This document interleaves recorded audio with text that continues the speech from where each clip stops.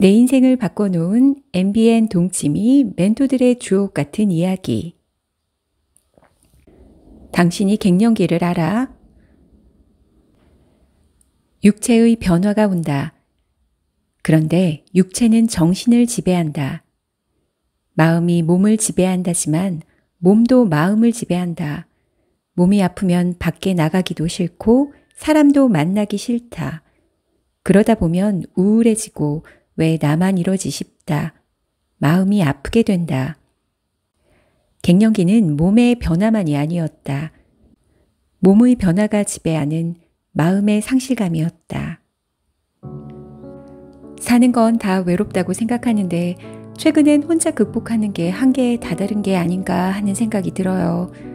내가 이러다 정말 더 심해지면 어떡하지 하는 생각도 들고, 열심히 살아왔지만 앞으로는 열심히 안 살아야지 이런 생각도 들고, 제 딴엔 그동안 죽어라 열심히 살아온 건데.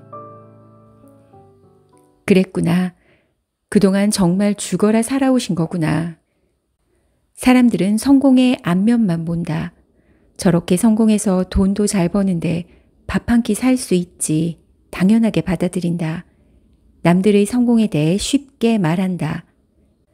성공의 이면에 죽어라 살아온 감정은 오로지 본인의 몫이다. 죽어라 살아왔는데 어느 순간 방전이 됐다. 더 이상 열심히 살고 싶지 않다는 감정. 당신 덕분이야, 고마워. 그 한마디가 뭐가 그리 어렵냐 할 테지만 표현 없이 살아온 중노년 대한민국 가장들에게는 충분히 어려울 수 있다. 아내가 갱년기로 고통받고 있는 동안 남편들 역시 은퇴로 인한 심적 갱년기를 겪고 있다는 남자 출연자들의 설명도 이해가 되었다. 가장 사랑하는 사람에게 인정 못 받는 아내의 입장도, 아내의 아픔이 내 책임인 것 같아 부담스러운 남편의 입장도 어느 것 하나 이해 못할 바가 아니었다. 결국은 관계다. 사람은 인정을 갈망하는 존재다. 어렸을 때는 부모님에게, 사회생활을 하면서는 직장에서 인정을 갈구한다. 인정을 통해 만족감을 느끼고 비로소 내가 잘 살아가고 있구나 안정감을 느낀다. 나 역시 사회생활에서 인정받기 위해 죽어라 일해 왔는지도 모른다. 자녀를 대학에 보내고 안도감이 자리를 잡을 찰나 갑작스럽게 찾아온 그녀의 텅 빈 공간에는 남편의 인정이 필요했다. 사회에서의 인정보다도 그녀가 평생을 애써온 이유인 가족, 그 중심에 있는 남편의 인정이 무엇보다 필요했던 것이다. 갱년기는 누구나 있는데 변수 중 하나는 주변 사람들과의 관계이다. 힘든 시기는 누구에게나 있을 수 있는데 누구는 더 어렵고 누구는 그렇지 않은 이유는 주변 사람과의 관계 때문인 것이다. 관계 덕분에 우리는 버틴다. 사춘기 때도 또래 친구들과 어울리며 그 시기를 버텨가고, 오춘기를 겪는 가장들도 가족들을 바라보며 마음을 다잡는다. 인생의 모든 아픈 시기를 우리는 관계를 통해 버텨낸다. 갱년기라고 다를 소냐. 친구가 됐든 자식이 됐든 그토록 원하던 남편이 됐든 그들과의 관계가 이 시기 또한 지나가게 해주는 동력이 되는 것이다. 나이, 상대적이고도 절대적인 것. 나이라는 게 참 상대적이다.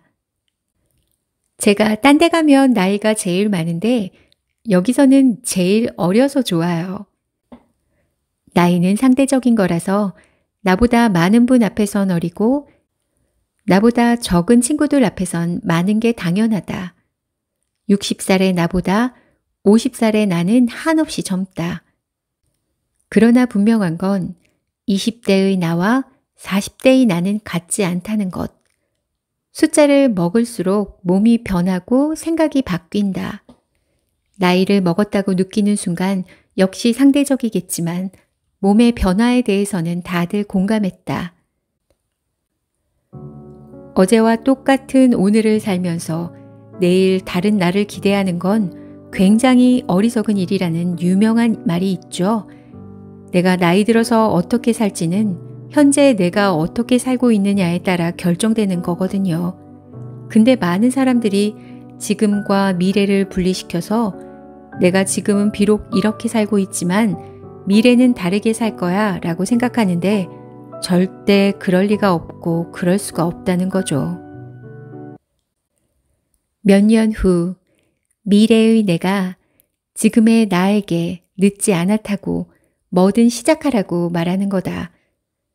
현재의 내가 미래의 나를 결정하는데 현재는 바뀌지 않고 미래를 기대하는 건 어리석으니까. 내가 요즘 느낀 게 있어요. 열차를 타고 어디를 갈 때 창밖을 내다보게 되잖아요. 젊었을 때는 풍경이 보였어요. 꽃이 폈구나, 누런 가을 들판이 멋있구나 이랬는데 나이가 들면서부터는 풍경이 안 보이고 집이 보여요. 와, 저 집 멋있다. 저 별장은 몇 평일까? 저거 짓는데 얼마나 들었을까? 이런 게 보여요. 부동산이 보이는 거예요. 그런데 더 나이가 드니까 산소자리가 보여요. 정말 슬픈 얘긴데 우리 나이가 되면 가끔 지나가다가 산소자리 보며 참 잘 샀다 이런 생각이 자꾸 드는 거예요. 왜 그런진 모르겠어요. 모두가 조용히 그리고 슬프게 공감했다. 엄마가 왜 그렇게 꽃사진을 보내나 했는데 이제 나도 어디 가면 꽃이 눈에 들어오더라 하던 선배님의 얘기도 비슷한 맥락이다. 예전에는 어딜 가도 건축물만 봤는데 이제는 자연이 보이는 것처럼 바라보는 시선이 달라진다는 게 참 신기하다. 마음껏 질주하고 자제자유로 움직이던 내 몸이 내가 기억하는 속도만큼 움직이지 않으면 얼마나 답답할까? 나이를 먹어감에 따라 내 몸이 변하고 내 눈에 들어오는 시야가 달라진다. 젊고 늙고는 상대적인 거라지만 나이를 먹어감에 따라 늘어나는 숫자는 절대적이다.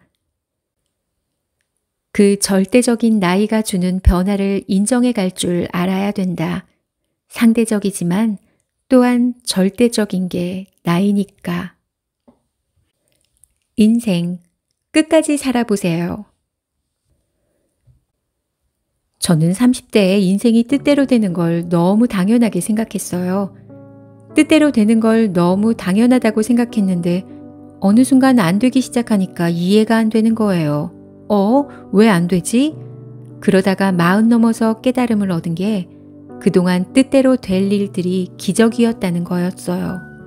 하룻강아지 범 무서운 줄 모른다는 게 맞아요. 정말 요즘은 뭐가 되면 너무 고마워요. 이게 어떻게 됐지? 안 될 요소가 99가지가 있는데 이게 어떻게 됐을까? 40 넘어서 성공보다 행복이 좋은 것처럼 저도 요즘 굉장히 행복한데 그 이유가 제 뜻이 없어요. 제가 막 치밀하게 계획한 것은 항상 실패했고 우연히 얻어 걸린 게 항상 성공했어요. 그니까 저는 우주에 어떤 뜻이 있다고 봐요. 지구에 몇십억 명이 사는데 그중 하나에 불과한 제 뜻이 어떻게 인생을 바꾸겠어요. 어떤 큰 뜻이 있는데 나와 맞아떨어졌을 때 그게 뜻대로 되는 거지. 제 뜻은 별로 중요하지 않다는 걸 요새 깨달았어요.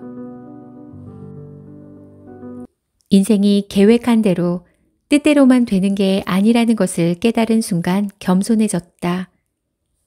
뜻대로 되지 않으니 어느 것 하나 확신할 수 없었고 겸손해질 수밖에 없었다. 겸손하게 살라고 이런 순간들이 생기나 보다. 뜻대로 되지 않는 인생을 통해 감사와 겸손을 배운다. 모든 분들께 정말 강조하고 싶은 게 뭐냐면 우리 인생을 한 권의 책이라고 하잖아요. 맨 마지막 장이 정말 좋은 해피엔딩이 될 수도 있는데 한 3장, 4장까지만 보고 일이 꼬이면 나 안 읽을래. 덮어버리는 분들이 너무너무 많아요. 근데 책을 끝까지 읽어내는 게 중요해요. 끝까지 살아보라고 하신다. 어릴 적 인생이 내 뜻대로 되는 줄 알았다가 더 살아보니 뜻대로 되는 게 아님을 배운다. 근데 더 끝까지 살아보면 인생이 내 것이구나를 깨닫는 순간이 온다고 한다.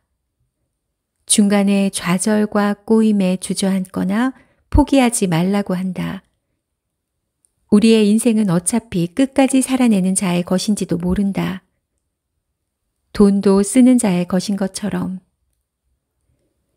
겸손과 감사로 앞으로의 인생도 잘 살아내고 싶다. 뜻대로 되지 않는 것 또한 내 인생이다.